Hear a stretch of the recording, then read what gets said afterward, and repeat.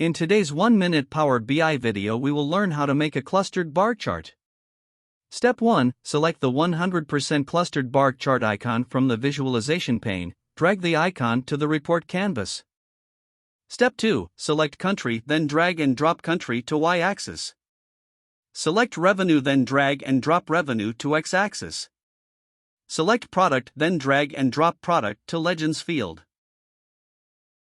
Step 3. Expand the visuals by clicking at the edge and then dragging it. Step 4. To add details to the data labels to the bar chart, go to the Format Your Visual section, select Data Labels and turn the feature on.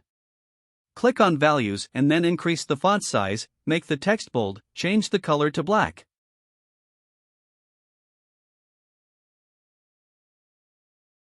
Turn the background on, select the desired color, adjust the transparency by moving the slider or tying the desired percentage.